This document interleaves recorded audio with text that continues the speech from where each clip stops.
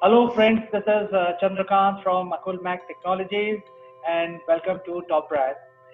In today's session of TopBrass, we have a very distinguished personality joining us from Texas today, and she is the chief penguin of IBM. Her name is Melissa.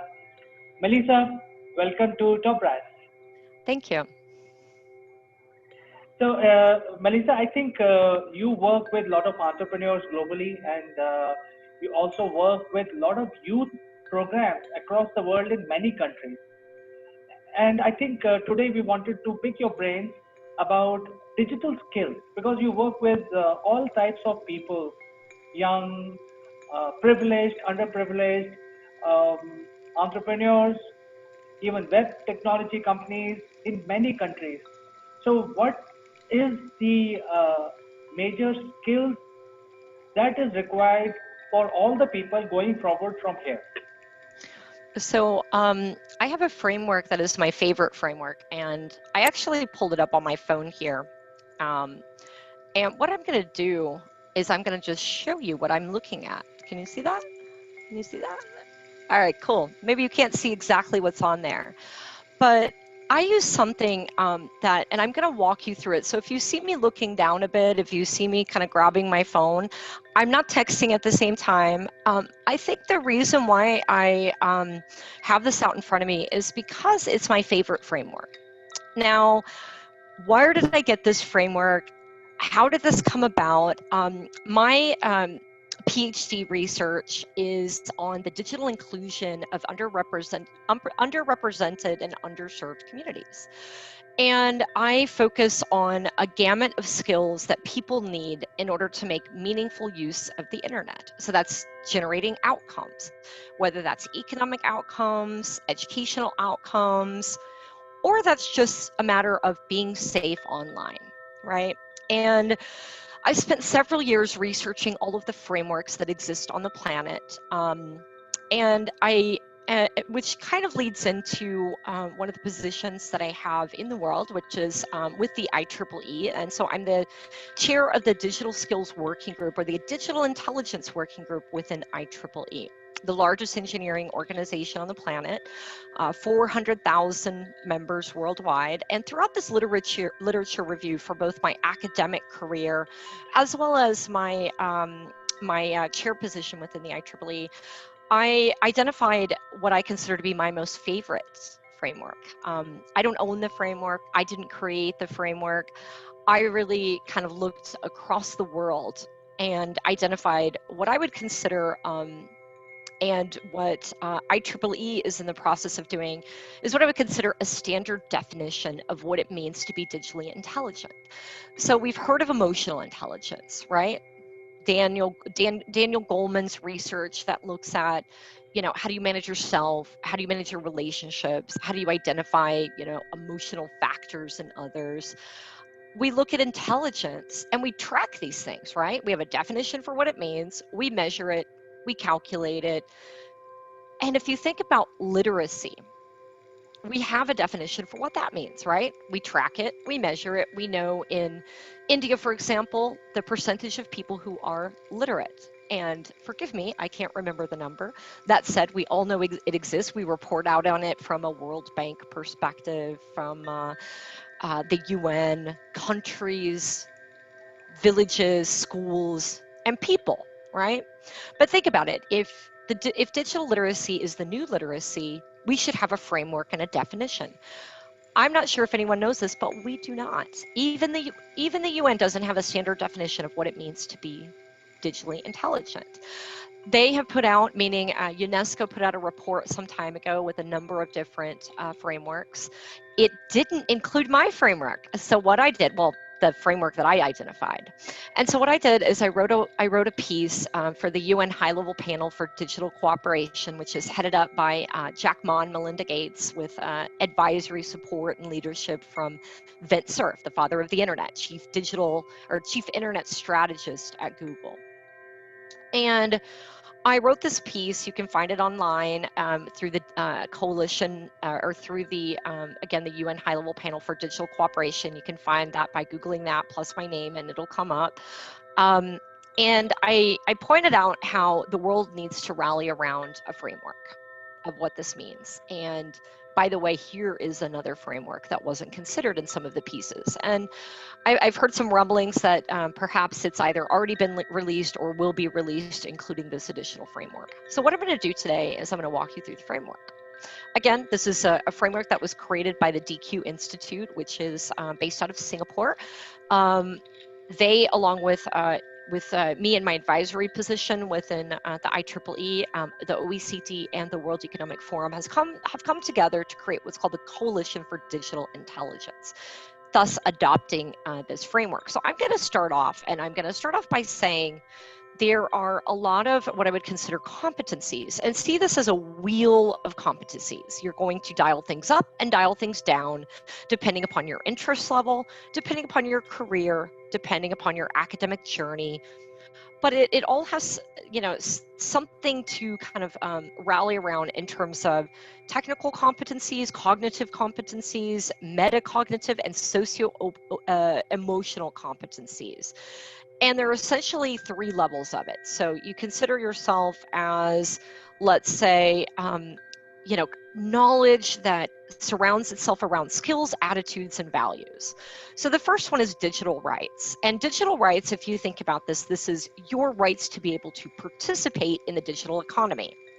Your intellectual property rights. So if you create something, do you own that? And what do you know about ownership when it comes to creating technical solutions or creating, technical works of art, if you will? And the other piece is privacy. How do you understand and manage your privacy? Who has access to your data when you post it online? Those are the 3 aspects of what I would consider, and what the DQ Institute considers, as well as the Coalition for Digital Intelligence considers, digital rights. Now, what's interesting is people often use digital intelligence, digital literacy, and digital skills interchangeably. This model actually looks at digital literacy as a separate component within that wheel of competencies when we're talking about digital intelligence. And one of the things includes data and AI literacy. Now, we know that not everybody is going to be a data scientist. Not everybody is going to jump in the world of AI.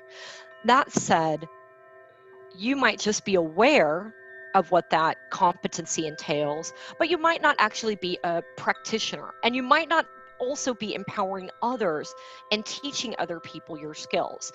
So as you think about these different big buckets, and then the 3 items that make up these big buckets, you might be aware that this exists, you might have learned it, you might be a practitioner and teaching others. So that's what I mean by you're dialing these skills up and down. So again, under digital literacy, data and AI literacy, the next one would be content creation and computational literacy. Now, when I say computational literacy, what I mean by that is, can you code? Do you understand the introductory building blocks of what it means to code? Have you written a line of code like Hello World, which is only what I've written? Or are you building applications? Are you creating content? Are you building, websites or mobile applications or IoT devices? And are you empowering others to do so after you've learned? So again, that looks at that wheel of competencies. The last component of digital literacy is media and information literacy. So basically what I'm saying here is that being able to recognize media misinformation and disinformation is a component of being digitally literate.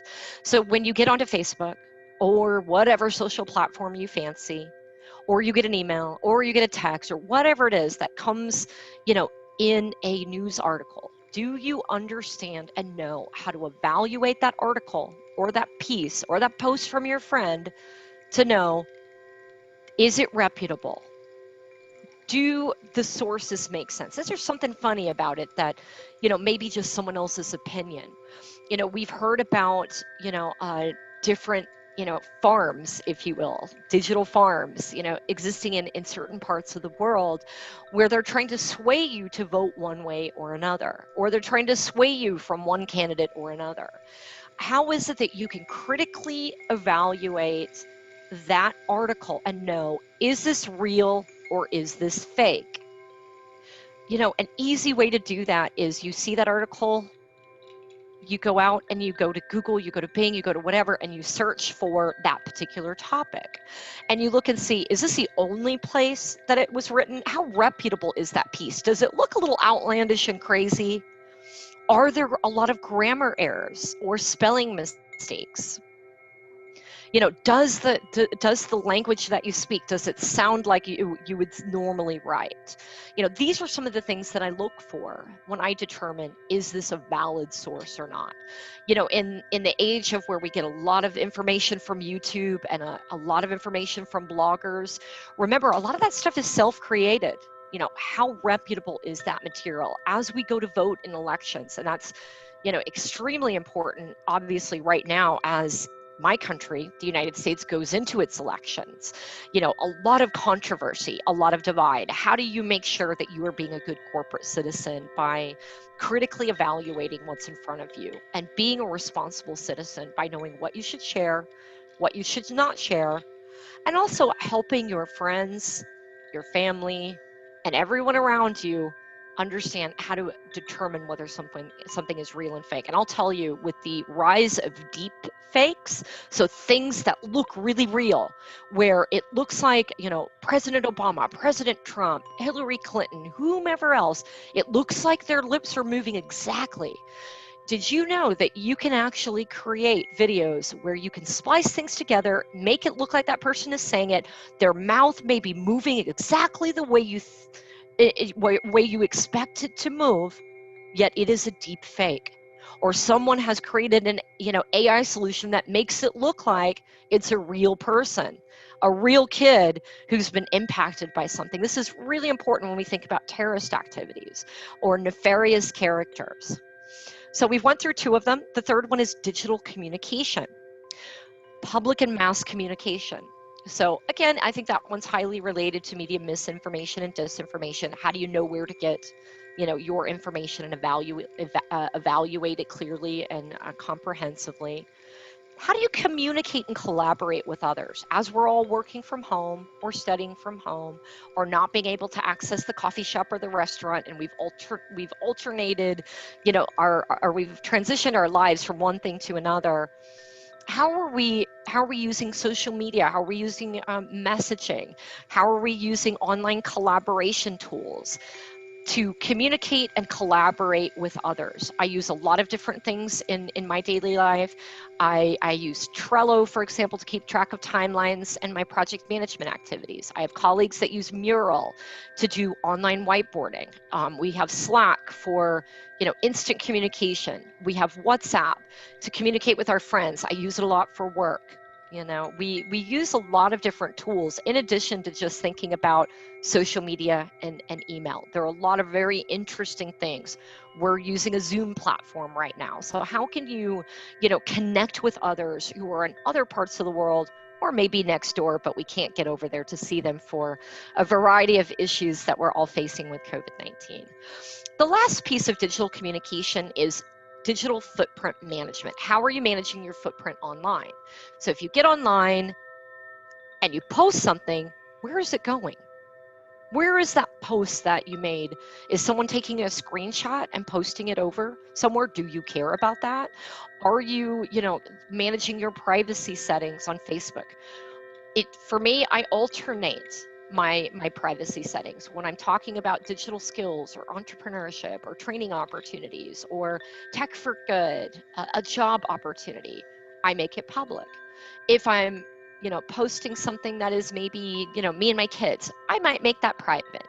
I might not want everybody to see that. That said, all of my followers can see it. All my followers can screenshot it, and they can do whatever they want to with it, and I may not even know. Recently, someone created a Instagram profile that looked just like my name and stole my pictures. I didn't notice it until someone was next to me and I was typing in my Instagram account so that they could connect with me. So I had their phone. and I saw that there was another M Sassafras. That's my Instagram handle, and it was M Sassafras with a underscore after it, and it was my picture, the same picture that I had in my Instagram. So I clicked on it and I saw all my pictures. So essentially, what someone had done was clone my account by taking the pictures and creating an alternative account. So my digital literacy, my digital skills, my digital intelligence told me I need to report that. And I need to talk to my friends to report that. So my friends reported it, I reported it, and I submitted something to Instagram. Within X amount of days, that profile was taken down. But what's interesting is that account blocked me, so I didn't know it existed. I only found out because I had my friend's phone. And I wouldn't have found it if I hadn't had my friend's phone looking for it. That's scary, right? Because how many times are we going into someone else's phone and looking for ourselves and our social media platform? Or figuring out where someone has put some of your pictures. This can often be very scary for young women who have been impacted by someone who might have used artificial intelligence to put their face onto someone else's face. So imagine your face onto someone else's face doing something precarious or doing something risque that might not have been something that you did, and posted on some site that you might not, find palatable or acceptable for your norms and values. How do you find that? You might never find it. All right. Now we're going to talk about digital emotional intelligence. This is just like emotional intelligence. So just like Daniel Goleman's research, if you haven't read any books by Daniel Goleman, I would recommend it. I love his books. He's got a whole packet on relationship management, etc. Go ahead. Before we move to the digital intelligence, I like to say that I fully agree with you the points that you made. In fact, especially in the democratic world, from where you and I belong, there are a lot of narrative creation happens, especially around the elections. And in a country like India, the elections are happening every 2 months, and every election is fought like a general election. So if there is a state election, which is a smaller part of India, the impact of that election will have on the next election, which is going to happen after 6 months. And as you know, a country like India has 1.3 billion people, so you can't have one election because there are so many people voting, and the systems availability, machinery, and all that is not possible. So a lot of narrative creation happens throughout the year, and I think you mentioned very valid point in the end that there is a lot of risk, and you need to know exactly what you're doing on the social media platform. So I just want to ask you, is there a program that is promoted by your team or one of your companies where people can get enrolled and get literate around these aspects? Media, so I would tell you a couple things. I would go to the dqinstitute.org is what I would recommend. I have seen a lot of, programs that exist that look into different aspects of these. I'm actually building a platform right now. It's not launched yet. It'll be ready.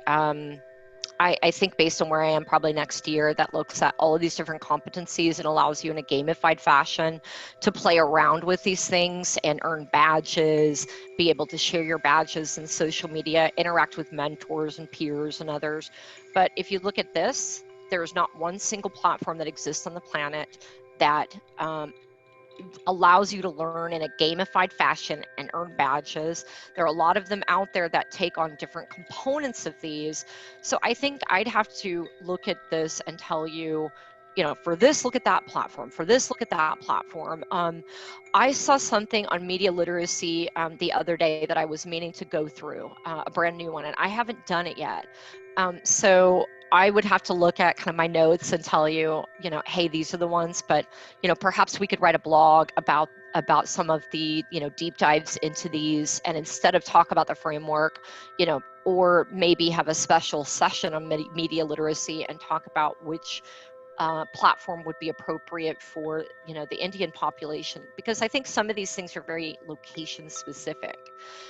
What a, person, what a farmer in Kenya or a rural farmer in, India might need to know might be a little bit different than a young girl in, rural Arkansas or a city. But let's table that one, and let's call that one another session, and we'll do a deep dive into media literacy if that works for you. Sure, sure. Um, okay, Continue on. cool. You were talking about the intelligence aspect of the digital arena. Yeah, so this is very similar to regular emotional intelligence. It's got three components. It's relationship management. So, how do you manage your relationships online? Do you ghost people? Do you respond? Do you fire off too many things to them? Do you spam a lot? How do you manage your relationships online? How do you create something that feels like it's in real life? Do you bring your true self? Because a lot of people don't.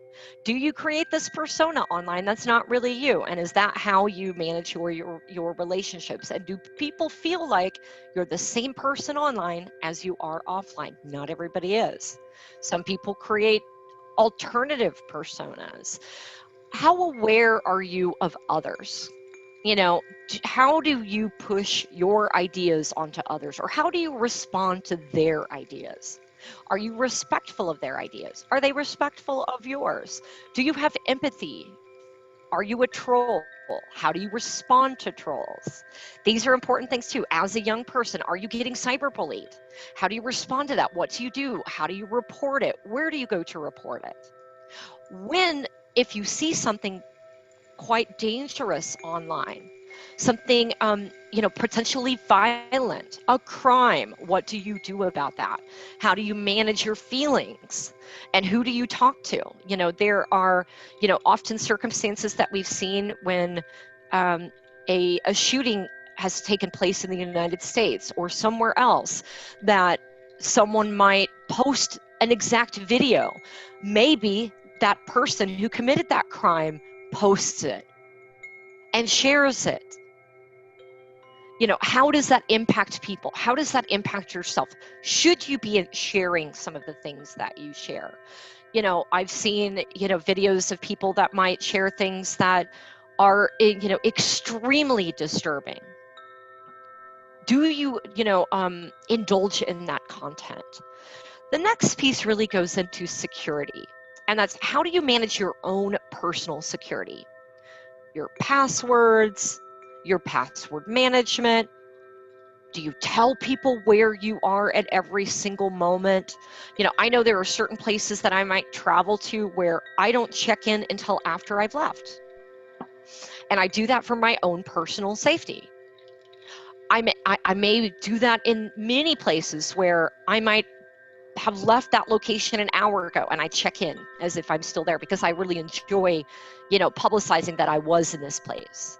I did eat there. I did vacation there. I did spend time there with my friends. Everyone has their own, again, their own comfort level. They dial it down, they dial it up. Think about who all can see where you are, and do you want them to know? I had a situation where I went to a particular city in a particular country to run a coding camp. And it was publicized. It was clear I was there. This made me think about how I manage my own personal safety, because I had an individual who had seen me online, wanted to meet me for alternative purposes than coming and taking part in the coding camp. And so this individual signed up as a photographer and volunteered his skills.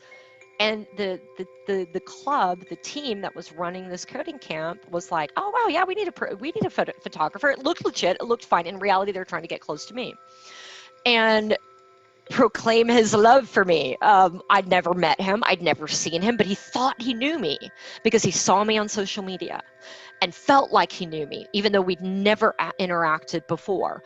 So think about these things when you're sharing where you're going, who you're with, what you're working on.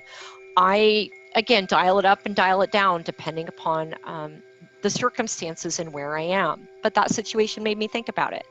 Network security management. So, there are many different aspects of that. Are you enabling people to gain access to your network at work? How do you keep your work email, your work logins? We saw what happened with a Twitter incident where nefarious characters gained access to different people's social media profiles and posted different things about Bitcoin. How do these, even the most competent people, often get accidentally involved by clicking on a link? How do you make sure that you are looking at that link, hovering over where it came from, and making sure, did that really come from Apple? Did that really come from my bank? If I get a text, if I get an email that is something about a password issue or a missed payment or validate my credit card, I always go directly to that site and log in to see, is there an issue? Most of the time there's not, and most of the time it's a phishing expedition to see, are you going to respond, and are you going to give away your passwords? Are you going to enable someone to gain access to your bank account, your credit card, your personal details, your personally identifiable information, the stuff that people will need in order to take advantage of you, take your money. There are all kinds of nefarious characters out there.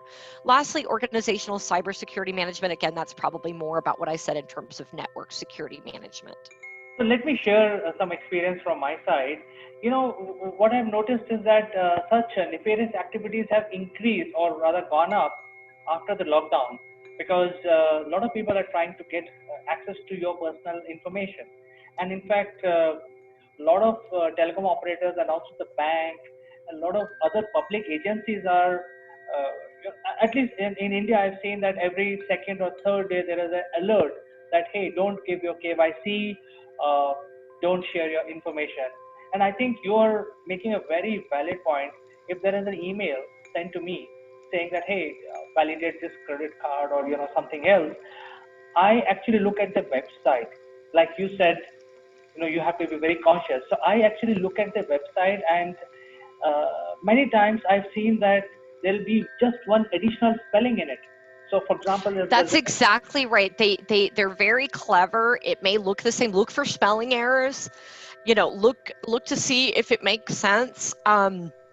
You'll discover that there is a lot of, and many of us get them every day. I get them all the time.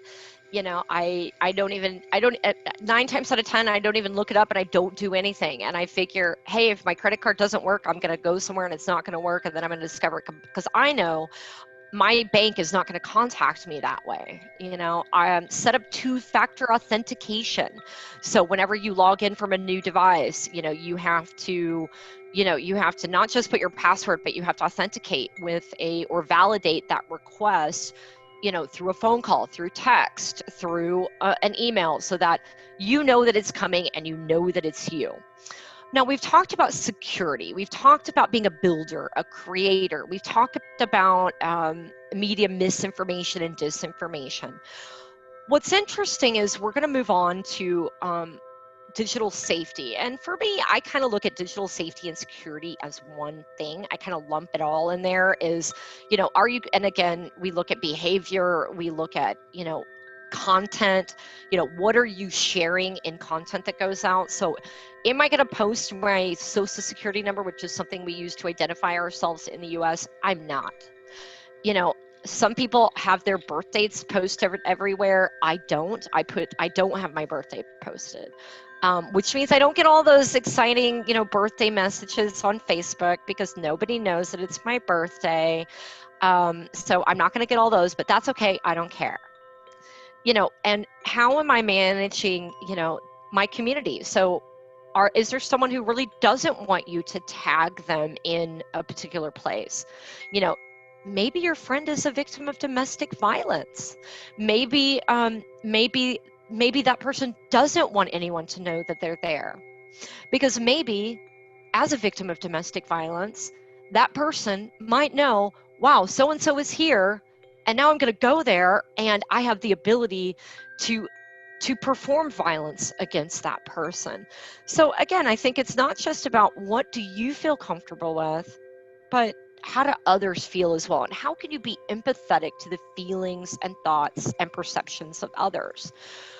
I'm going to move on now to digital use, and that's how are you using it how are you using tech and access to the internet from a civic perspective? You know, when it comes to tech for good or social good or being active in the political process. Now, there's a fine line between civic use, encouraging people to vote and that sort of thing, and shoving your idea down somebody's throat. Because when you think about what your political beliefs are, or your religious beliefs, or your whether you eat meat, don't eat meat, whatever your beliefs are, and whatever your value system is, if you are a vegetarian, do you want to see someone telling you how much you should eat meat and how awesome meat is and a picture No, of a slaughterhouse? You no, do not want to see that, right? Especially if that is something that religiously is very core to your value system. The same principle applies to politics. How do you make sure that you know, are open and honest and transparent, but you're not putting people in an uncomfortable situation and making them feel as if, you're not listening to their, perspectives. I have a lot of friends who post a lot of very, very political things, very charged things, and that's their way, and I respect that. And a lot of people, I do continue to keep them on my social media feed, even if their opinions differ than mine, because I think it is interesting also, even if those beliefs differ from mine, from my morals, from my values. There's a fine line. If someone is sharing child pornography, for example, that's very different. I'm going to report that. If someone is going to post harming an animal, I'm going to report that. Same thing with a human or whatever.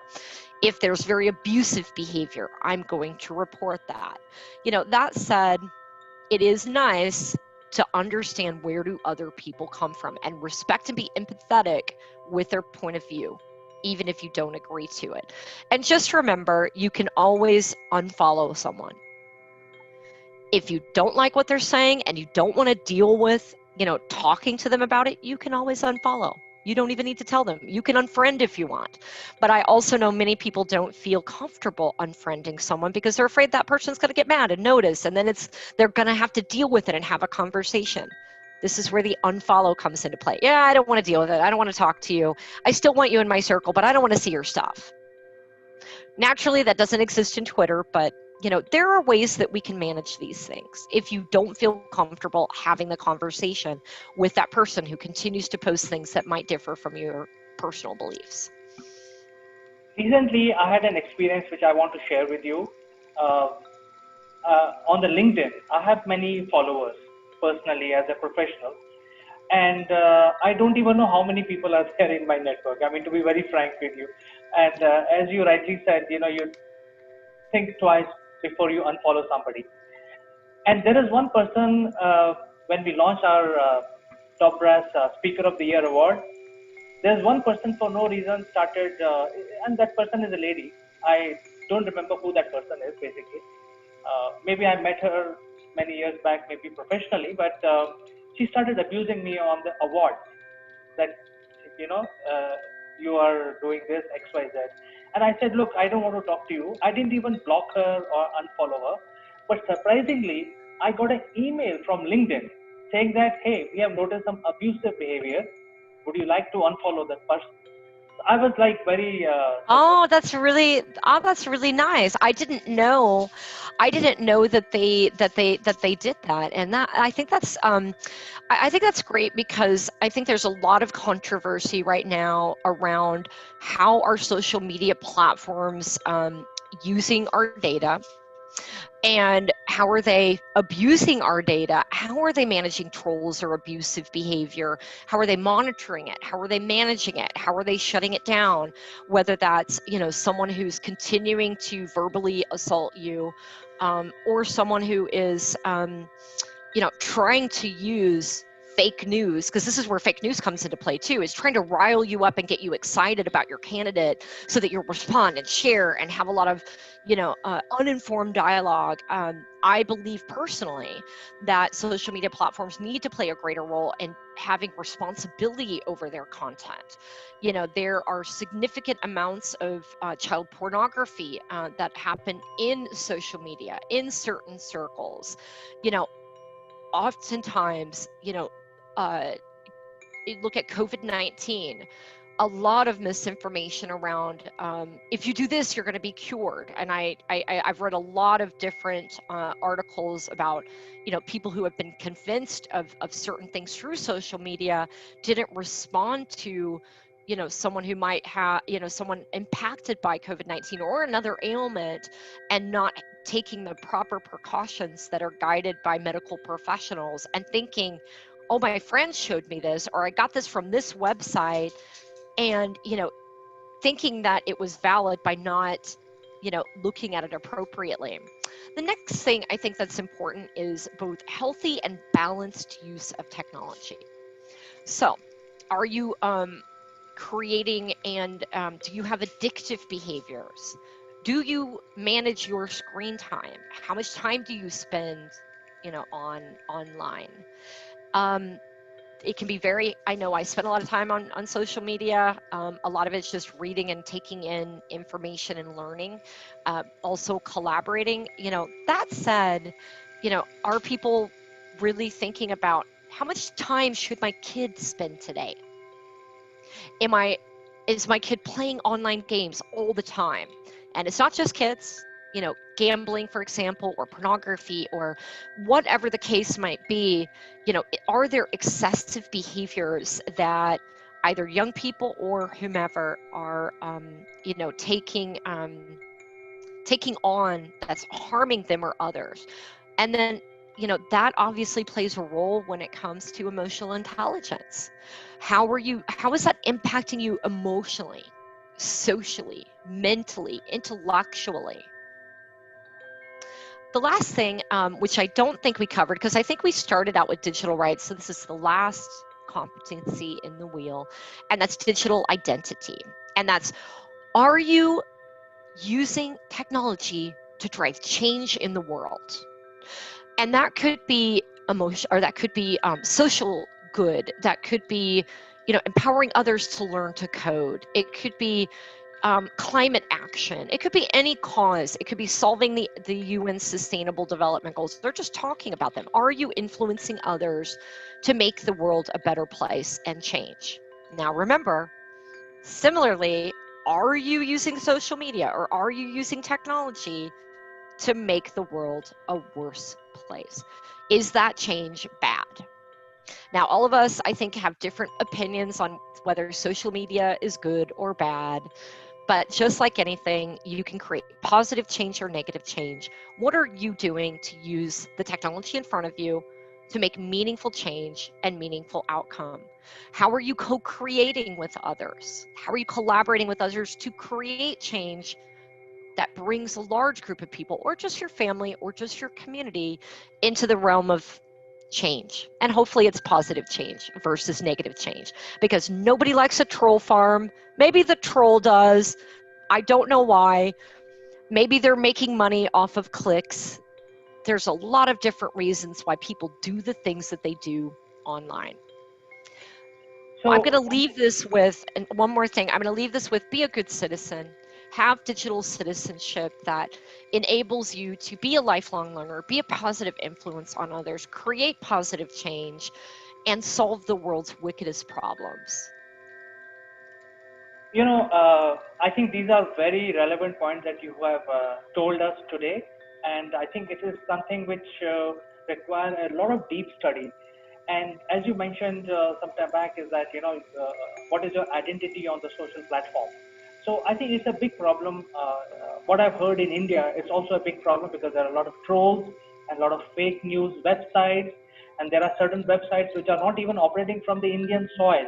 So there is nothing much the legal system can I think do. every country has this issue. I read not too long ago that, you know, during the last election in the U.S., they identified, many of the locations of these troll farms, being well outside of the United States, and No. that there are certain villages in certain parts of the world where they may make thousands and thousands of dollars off of this, and they don't care about the impact that X candidate or Y candidate has in that local community. But let me tell you, you as an individual, you should care.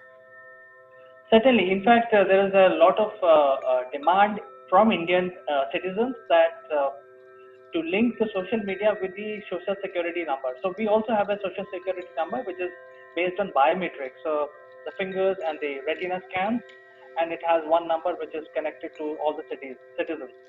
So there is a lot of demand which is coming up lately now that all the Facebook accounts, Instagram has to have your number attached to it. So I think it's fair. It is not yet enabled, but I think it's That's interesting. I wasn't aware of that. I'm familiar with, the kind of identifiers in India, and a lot of the digital transformation that's happening, in India when it comes to the government and the role that technology plays in kind of advancing society. But I wasn't aware of the tie between that and social media. It's an interesting topic. I think it'll be very interesting to see how social media giants or platforms, respond to that. Obviously, if they're going to operate in the country and there's a regulatory requirement in place, you either follow the regulatory requirement or you don't do market in that, or you don't do business in that particular country. And with such a large population in India, what is it, 1.2 billion, right? 1.3, more than 1.3 now. So crazy. It's impossible for many of these media giants, social media giants, to say that, what, never mind, we're not going to do business there. You have a powerhouse of population and people to drive change. Yeah, the Snapchat moved out because they didn't want to follow the regulations here. But Facebook is here. I think the Facebook footprint is biggest. I think India just I think TikTok's gone, right? TikTok's gone in India, or no? TikTok is gone. India banned nearly 250 Chinese applications, including TikTok, PUBG, Oh WeChat. yeah, PUBG was the other one. PUBG is so addictive. I have my ex-boyfriend is addicted to PUBG. Oh, I've never played it because I don't have It's time. not my thing. It's like fighting and shooting, and I downloaded it on my phone and I tried it, but it's just not my thing. But he's addicted. Yep, he used to stay up all night sometimes and play PUBG. So I don't, like, me as someone who also talks about digital literacy. I have people around me who are not interested in becoming um, media literate, if you will. They're not interested in managing their screen time. So it's really hard, I think, as an individual, even someone who's in the know, to know, wow, how is it that I understand what the good and bad, or the do's and don'ts are, yet I cannot impact the person sitting right next to me. So I think we had a very interesting discussion today, Melissa, and I think I personally feel after talking to you that there is a huge requirement. There is an opportunity for people who wants to train others to also train about uh, digital literacy. I think it is a huge subject. We can't cover it in 30 minutes, but I think it's a Mm. huge. We can't. I've done a week-long session covering each gamut of the wheel of competencies.